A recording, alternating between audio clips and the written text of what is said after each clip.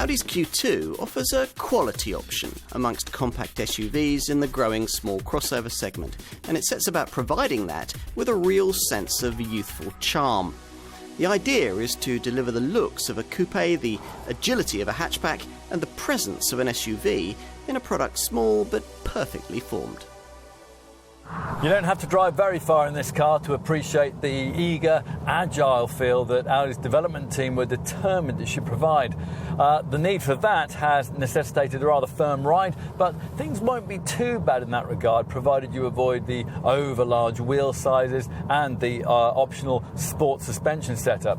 Body roll is really well controlled for a car of this kind, and the direct responsive steering helps too, and that's a progressive setup that makes the ratio become increasingly more direct as you turn.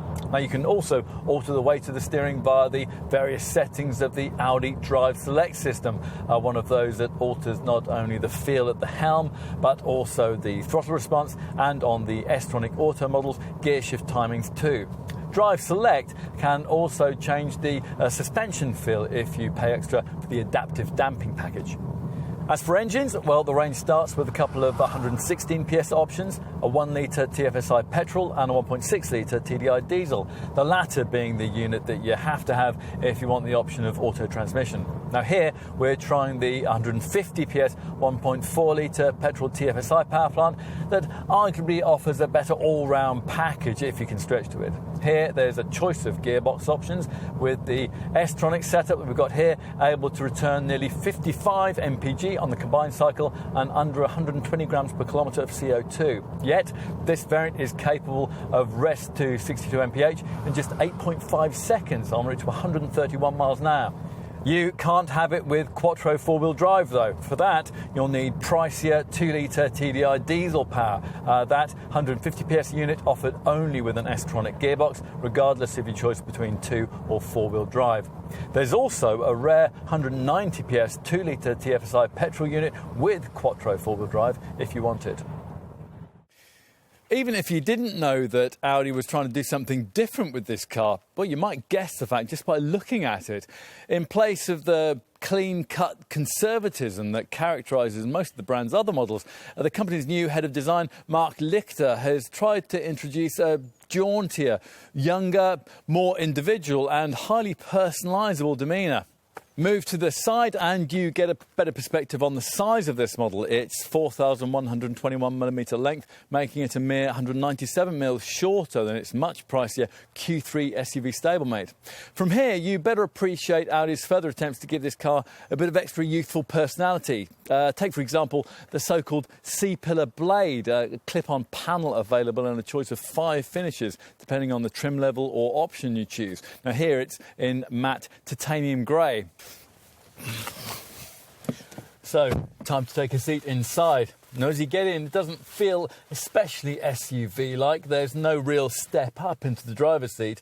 Now, that's intentional to create a sportier feel. Yet, there is still something of the slightly raised position that crossover customers like so much. In essence, it all means that if you're switching into this car from a conventional Audi hatch, say an A1 or an A3, then the minimum adjustment will be needed. The fascia design shares a lot with those models too, which means the defining use of these 4 air vents, all styled to look like miniature jet engines, are made up of no fewer than 30 individual parts, including outer rings that are shaped for perfect grip. It's all part of surroundings that are very nicely finished indeed, creating a really premium feeling of quality and class. Let's move into the rear seat, an area of the car you might expect to be quite tight on space, given that this car is shorter and narrower than the A3 hatch it's based on. Actually, though, the amount of room you get back here is very comparable to that model, which means that a 6-foot passenger can sit behind a 6-foot driver in reasonable comfort. So finally, let's check out the boot space on offer, accessed in this case by an optionally powered tailgate that seems a bit unnecessary in a car of this kind. Once that's raised and you've negotiated the fairly high loading lip, a usefully sized 405 litre luggage area is revealed, with exactly 1 metre of cargo bay width that should easily swallow baby buggies and the like. If more room's needed, you can fold the rear bench with the usual 60-40 split, or there's an optional 40-20-40 split folding setup if you want it.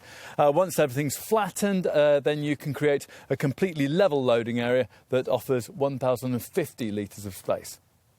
We started this review thinking that this Q2 might steal sales from some of Audi's other models, primarily those in the Q3 and A3 ranges. We're finishing this film, though, quite convinced that it won't. This product, you see, is very different to almost anything else the company makes, with a younger, trendier, more fashion-led feel. If you like, it represents Audi's playful side. The Q2 is fun, it's fashionable, and it's perfectly pitched for aspirational compact crossover buyers. Now, if you are one of those people, we think you're probably going to want one.